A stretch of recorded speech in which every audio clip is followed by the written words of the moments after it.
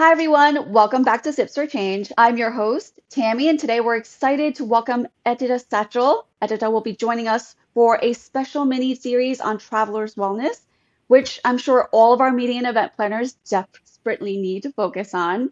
This will be a three-part mini series in which we'll cover some tips from Edyta throughout the travel journey, from beginning before the trip, during the trip, and then after the trip. That being said, I'm super excited for this conversation. Let's just kick things off. Edta, thank you so much for joining us. Why don't you start by introducing yourself, telling us a little bit about you, and then anything you would like to share about your background and why you're passionate about this topic. So, Tammy, thank you very much for having me. It's exciting to be a part of your podcast. If people ask me, introduce yourself. So I usually say, I'm a traveler's best friend. How do you like that? I love that. Yes, I need it. I need one. Yes. Right. So what I do after 20 years in corporate America, because you asked me why I do what I do, during corporate America, I traveled all the time and I frequently got sick. I was 30 pounds Yes. overweight. I had skin issues. I didn't have life-work balance. I didn't have any emotional wellness at all. And you know what? I've decided I'm going to change it because I looked around and I looked at people who are there. It's like, am I suffering alone or in silence? Many people suffer in silence, but they don't suffer alone. They just don't talk Hmm. about it, right? Many Hmm. people suffer. So I've decided to become a health coach, left corporate America, and created programs for travelers, whether you travel once a year on vacation or frequently on business. I created a consulting company, and we provide help and guidance for travelers, how to look and feel 10 years younger before, during, and after travel. I love that. So you and I, we've connected before. I looked through some of your stuff, and one of the part of your coaching is that you talk about the 10 dimensions of wellness, right? So you cover financial wellness and you offer, I think you briefly touched on certification paths for advisors to earn commission through traveler services. So for aspiring change makers, how can we weave financial empowerment into pre-travel planning and help participants not just prepare for their journeys, but actively fund and sustain their initiatives long term when they think about travel? So that's exactly right. So I'm a certified health coach. So I created 10 Dimensions of Wellness. It's a 10 Dimensions of Wellness program. It's basically head to toe all about health and wellness when it comes to a human being. And financial wellness, financial or money mindset is super important. Yes. Whether we are traveling, attending conferences, events, and so on, or whether we are organizing those events, conferences for others, right? Because I know that your podcast and listened to it on Spotify, and you are talking about organizing conferences. You are looking for different kind of destinations and so on, right? So Yeah. when we work with companies that shift just a small part of their event budget, and that's important, from just reactive costs like emergency fixes, Mhm. last minute changes into preventive wellness support. And you know what? Those results then are incredible because you have more people actually attending events, fewer people not showing up, or Mhm. more people staying to the end, right? There is a better engagement, more productivity. You can feel it when you are helping and supporting your conference attendees or your travelers before the event. And you know Mhm. what? There are, if you don't mind, I would like to provide a couple of examples, things Yeah. like, designated a well-being, line item, if you will, right? If you travel or budget events, right, work on this, things, simple things like massage, here Hmm. or recovery tools, wellness check-ins, healthier food options. Those kind of things could help and support your travelers and your events. um, also things like spending money, since we are talking about finances, and money, overall money mindset, spending money with, planned wellness. And many times, a lot of suppliers give you items like, for example, I don't know, I hope you can see it. It's a Yeah. bottle, right? It's a water Yeah. bottle. You know what? Let's call this a wellness item, right? Because you are getting, and ask your suppliers for something like you have United Airlines here, right? Hmm. Something that is, spent in a nice way and meaningful way, and your attendees will appreciate. I want to say a little bit more than just a pen, right? I have a pen Yes. here. Absolutely. I completely agree with you, especially when we're thinking about conferences that are multi-day, right? And we're apart from our families, and it's tough for people to stay engaged all 3 days or for longer conferences like all 4 days. And I love the idea of having us as planners think a little bit more strategically about implementing things as a line item as part of the design of the event. I am curious for personal selfish reasons, and this is not on the questions that I have sent you, but would you like to talk a little bit about what are some of the other examples of the other 10 dimensions? I know one, financial is one of the other dimensions. Do you want to briefly touch on what the other nine are? Yes, of course, because there are 10 of them. So I already talked, we already mentioned the financial wellness, which is money mindset. Very popular is emotional wellness, which is mindset. Hmm.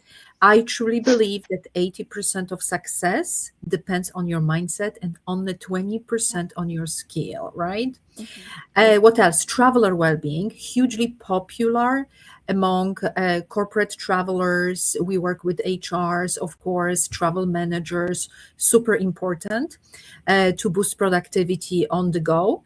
What else? Social wellness, very popular, especially during COVID. Hmm. Spirituality. I'm talking to a prospect right now, corporate prospect, who said that the spirituality wellness is the point for them, super, super important. And I was like, thank you. Thank you. What else do we have? Intellectual wellness, Hmm. nutrition, super important, career wellness, how to fall in love with your career again and find life work balance. What are we missing? We are missing beauty and vitality, which is, well, people ask me, do you tell people how to put the makeup on? And the answer is no. I get this question all the time, but it's about how to take care of your body, mind, and spirit. And there is one more which I am right now missing. It's totally fine. We'll have links to your resources in the descriptions on our channel below so people can check it out after our conversation as well. So they will be able to see the full list of 10 there. So, touching upon the mental and emotional well-being, how can travelers use tools like something that you mentioned was the rule of three to mindfully pack not just essentials, but also things that promote sustainability and personal resilience before they embark on a trip or attending an event? So, common mistake that I always see, and corporate travelers do make that mistake all the time. Oh, well, I can talk about it for a week, but it's we always take the same beauty bag for whether you are a gentleman or a lady, to many destinations you go to, and many times people just say they do not remove items from that beauty bag. That's a huge no-no. So go back to your beauty bag after listening to this episode and basically take a look what's there. Many items are expired, many items are not eco-friendly, many items that do not support sustainability and do not support your health and well-being. I'm just saying it, okay? But Yeah. think about items, because I like the rule of three. So we are packing smart, um, and not reactive, so we are prepared. So for example, items for example, emotional wellness. Many people do not like flying, Many people Yeah. get stressed, the result Yeah. of anxiety during events, when you are in destination, when you are getting to the destination, even when you come home, you are still, nervous and wondering, how did it go, right? Did I do well when I was presenting, or did I meet the right people, right? So think about support for emotional wellness, that many people do not like crowds, right? Spending time Mm. with a lot of with many people in audience, right? Big conference rooms and so on. But also look for sustainable items to support sustainability, reusable bags, reusable bottles, right? This one I just showed you, the Mhm. United Airlines, right? Things that can be used multiple times, and you can use before, during, and after travel. Mhm. What are some examples?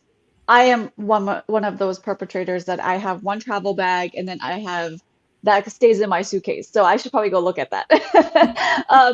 But what are some ideas for planning and packing for emotional wellness? Because I am one of those people who gets like stressed and motion sick on planes. So I would make sure to just take a nap on the plane. Like that's how I've Mhm. always thought about taking care of myself when I fly. But so what is your suggestions and what some are tips and ideas for things that people should pack to focus on the emotional and physical wellness pieces? Very good question. And emotional wellness is the most important. But before I answer the question, you always need to ask yourself, what causes stress and anxiety? Hmm. What is it? Is it the fear of being late? Is it the fear of, I don't know, people feel claustrophobic on the plane? What is that? Pregnant women will have a different sort of Mm. anxiety, right? Yes.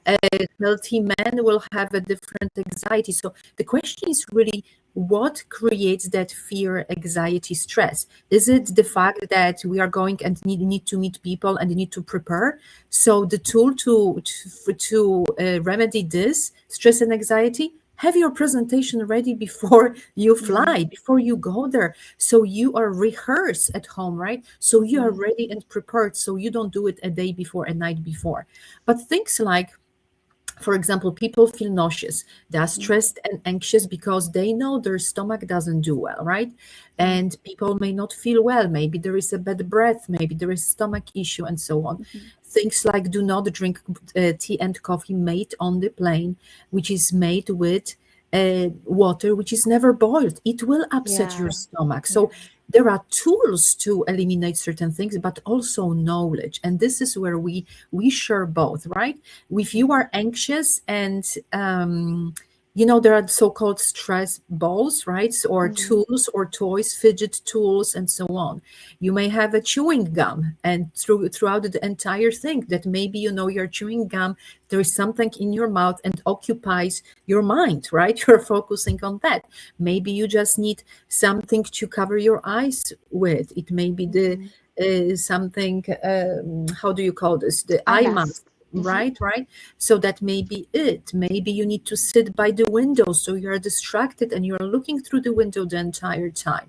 So all sorts of different things. Maybe it's a headset, right? So Mm-hmm. that you can fall asleep, you don't hear anybody, like a noise canceling headset, right? Because the headset that you get on the plane may not always work. So all sorts of different things depending on the reason or the source of the stress and anxiety. I hope that makes sense. Yeah, I love that. And I think we want to focus on really bringing our channel to young professionals as well, because, the meeting and events industry, there's a lot of people who are very seasoned, and there are always newcomers into the industry. And I think this is great advice for people who are new to traveling too, who are going for their first event, or they're just going to their first event after, being at home for a while, being a stay-at-home mom, like getting back into work. So these are all of the things I think it's very important for us to take a beat, take a moment to start thinking about. Besides, what do I pack in terms of my clothes? What do I bring for work? But also thinking about like what's good for me and like what can I pack for myself to make the journey a little bit more enjoyable for me. So I think that's wonderful. I we'll pivot a little bit over into going back to like the more events and strategy focus areas in the spirit of, being mindful and inclusivity around events. What pre-travel strategies have you seen or have implemented with your clients or with your teams to support wellness programs to address barriers like financial stress, cultural differences in self-care, or accessibility needs, ultimately helping set the stage for more equitable and supportive events and gatherings? Right. So, if you are organizing a conference, you know what? I usually see it, and people send a short survey, like which focuses mainly on do you have dietary restrictions, which I love that we are asking the question, but I want to say we do not know enough about our travelers or about Mhm, people who are coming, because dietary restriction is one thing to which I have to say what it is. But there are religious, mhm. Yes. reasons why certain people will do certain thing at a certain day, at a certain time, Mhm, right? And there are other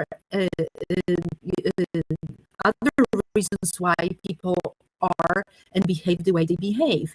Um, I want to say that I would invite event planners to make that survey a little bit more focused on health and wellness, and it mm, doesn't focus only on nutritional aspects of the event, but things like, is there, do you need to take breaks during the things, right? How many breaks do we need to do? Are there breaks at a particular time?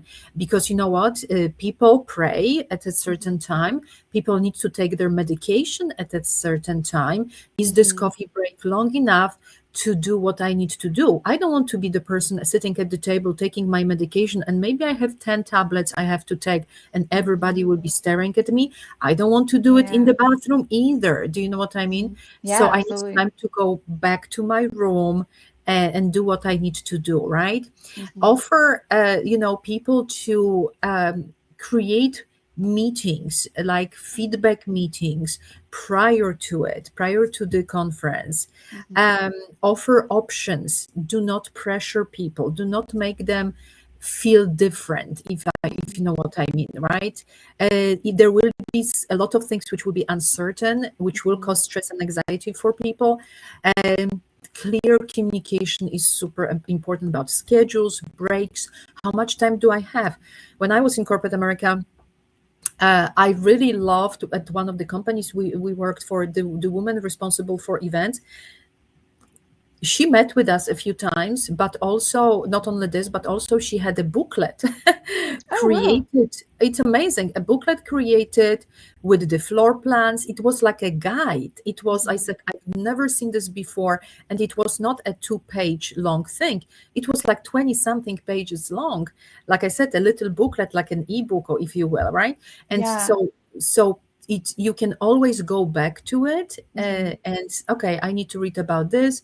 Those are the breaks. And I remember at one of those meetings, someone said, will I have time? Because it was a corporate event. It's like, will I have time to have breakfast? It's mhm. like, if we are starting at 7 in the morning, when will I have breakfast? And Yeah. I remember this question specifically. So people will have all sorts of different questions, and they will need responses. I can definitely agree with you there. I think from a logistics and operations perspective, when we send out registration forms, we ask for dietary restrictions not for a nutritional reason, but it's for logistical reason, right? We want to make sure everyone can eat at the event. But Hmm. we don't ask any other, traditionally, the standard is that we don't ask any additional questions on top of that, not typically on really getting to know our audience on like what it is that they will need to help them participate at the event. So I love those ideas and I really hope that our audience takes some tips away from that. But you know what? Traditionally, we don't even, when people have health problems all the Mm, time, right? yes. So, question is, where is the closest emergency room? Where Yes. is the closest hospital? Are Yes. we asking those questions ourselves when we're preparing those conferences as well? Where can I get medication, Mm, even like fever, syrup tablets and so on at 11 p.m. at night? yeah. Who will get It's those questions? Event planners will get those questions. yes. So, how well are you prepared? Yes, I absolutely love that. I agree. There's many times where I've attended an event and I forget something and I have to go Google find the nearest Walgreens or Duane Reade to go find what I need. Mhm. So I definitely have been there. But thank you so much. That's all the time we have for our first episode today. I did want to, Edita, do you have anything else you want to add? Any other tips or anything that you want to highlight for the before travel piece? And then I want to give you some time to do that before we, wrap up. I just want to say travel doesn't have to be exhausting. Travel can be energizing, and I'm happy to support travelers. We have a book. I wrote a book, Beauty and the Travel Beast, which is available on Amazon. Search by my first name, last name. And it's very easy to read. I always give away those books free of charge at events and speaking events. When I speak, I'm a speaker. So if you ever need someone to talk about a non-traditional topic, right, which is travel, health, being, wellness, safety, security during travel, and a lot of many topics, you can also find it at our website, Satchell. Eglobal.com. So I just want to recommend those two things or mention those two things. Absolutely, thank you. And then we'll include the links to those materials in the description as well. So you'll have access to that.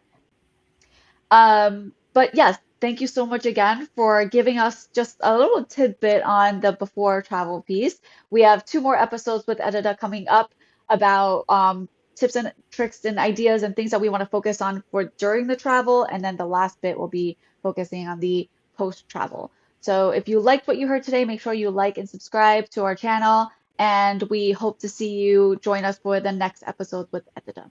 Thank you so much and have a great day. Thank you.